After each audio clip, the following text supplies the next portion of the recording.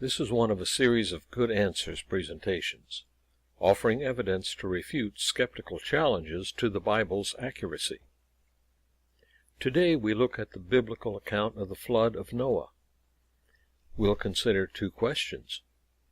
First, was the flood a real event, or is it only folktale?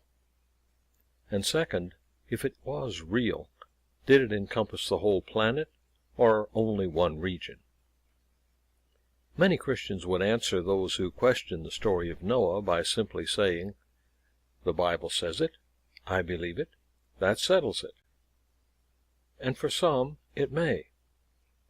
But an honest questioner deserves to know that evidence outside the Bible, and entirely apart from it, still points to a flood like the one the Bible describes. Well then, was there a flood? How do we know? The best evidence for it is in museums everywhere. Fossils. Have you ever thought about how fossils are created? Take this example. Let's say this poor little fish dies. His body sinks to the bottom of the ocean. Gradually it gets covered over by accumulating mud, and finally it's fossilized. Uh-oh. We're in trouble already.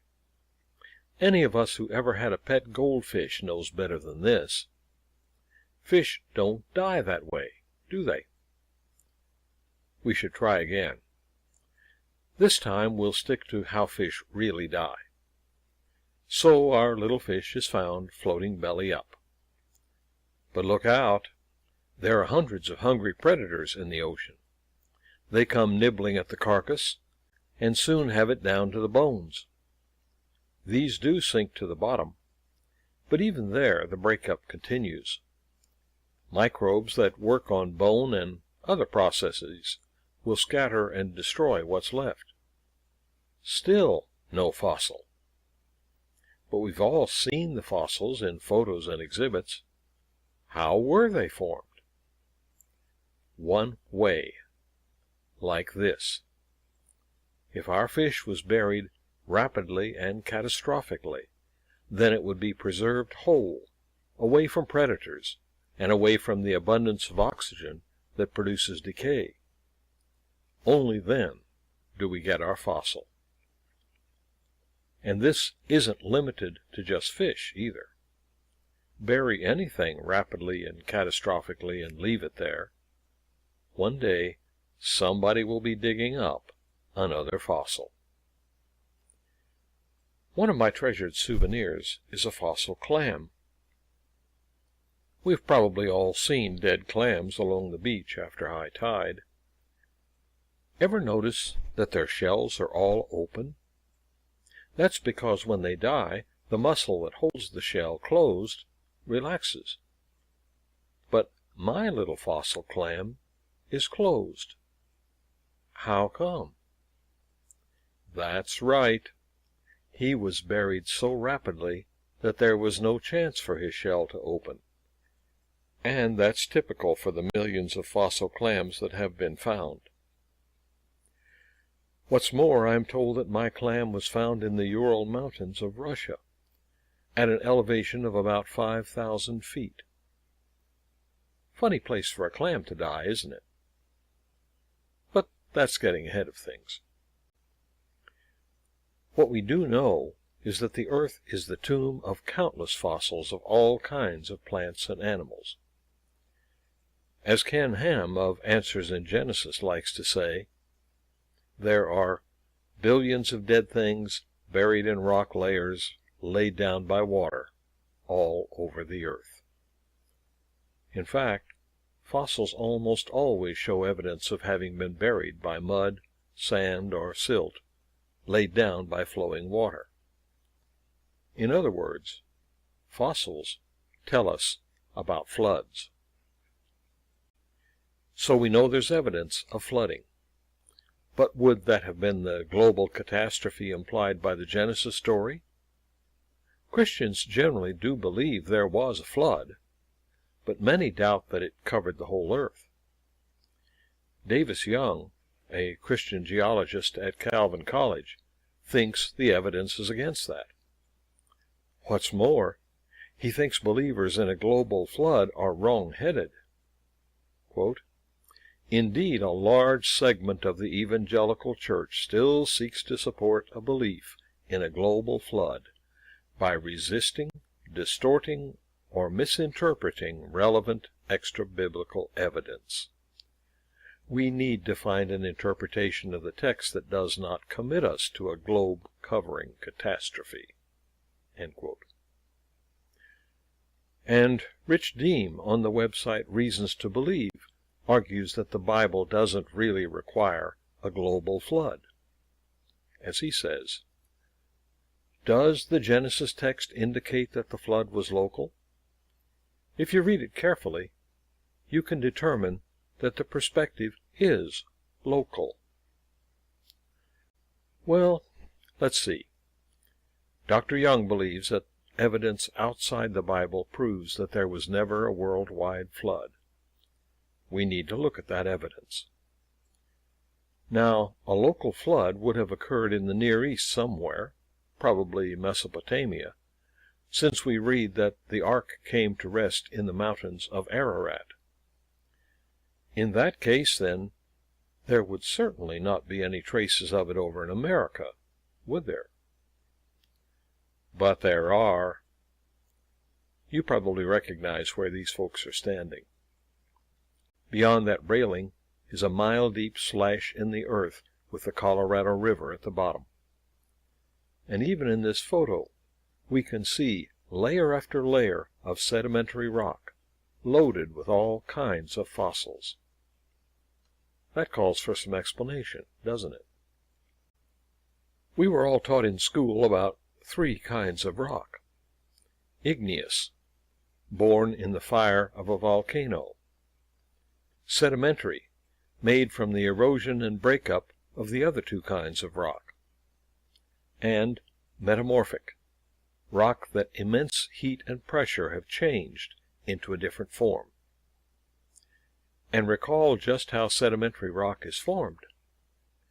We begin with flowing water, carrying along with it all kinds of material, sand, gravel, clay.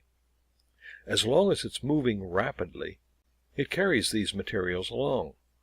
When it slows, they settle out. And over time, the material is compacted, and over still more time, hardened into rock.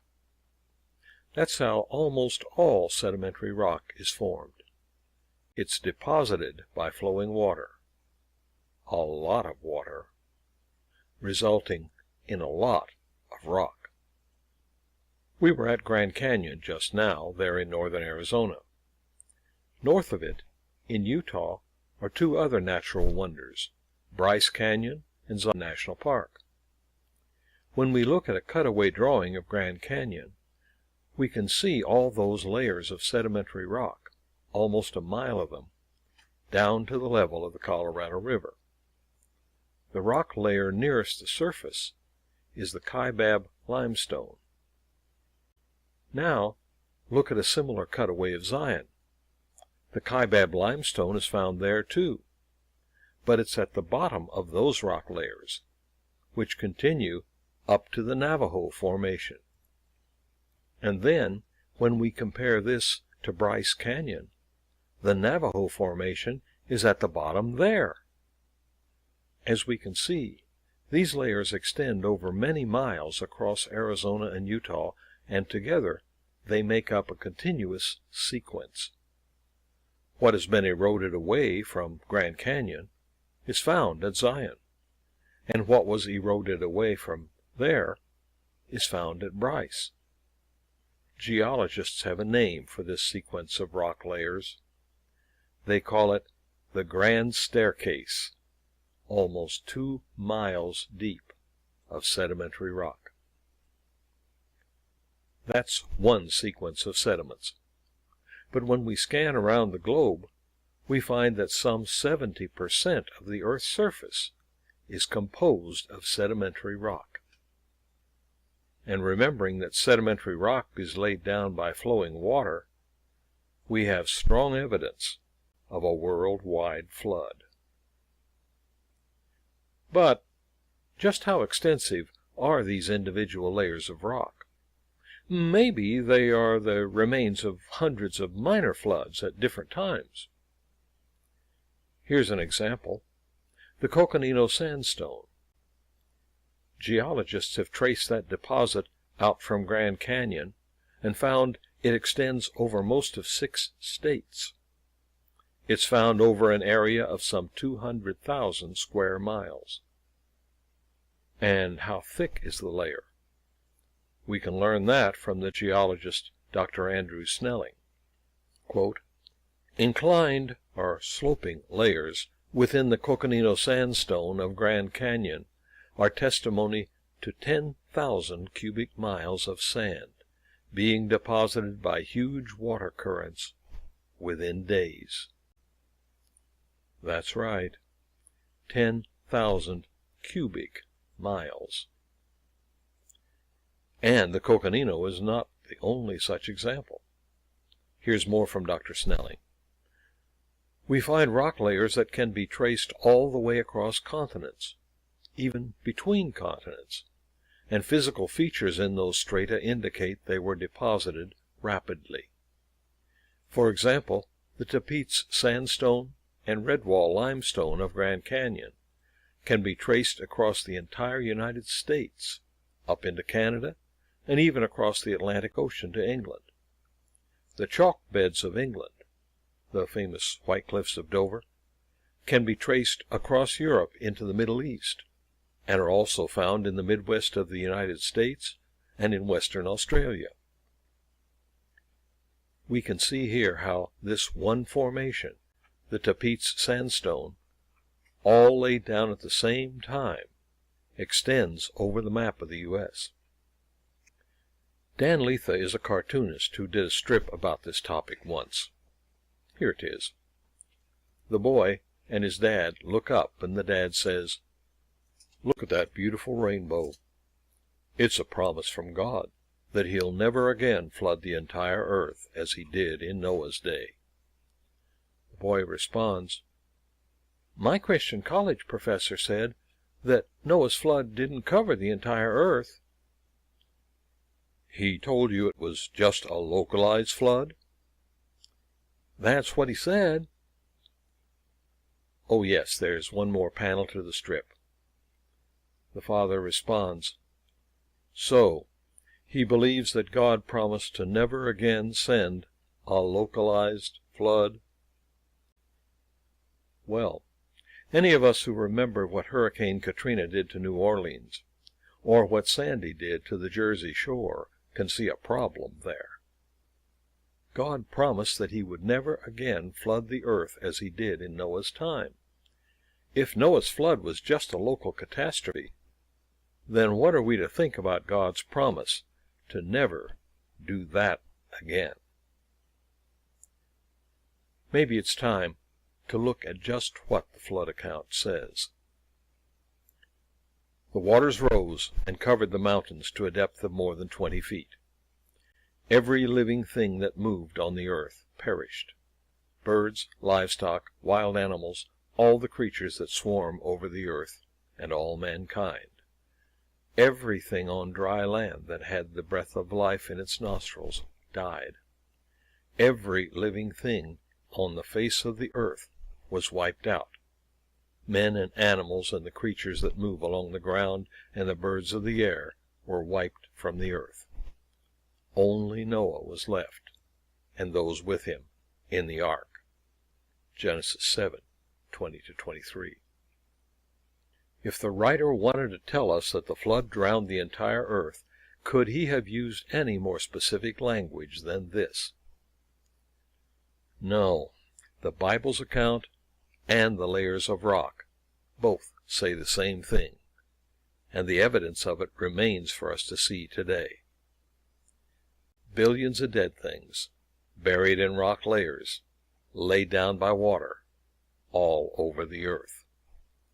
The rocks and the fossils tell us one thing: a global flood, just as Genesis says.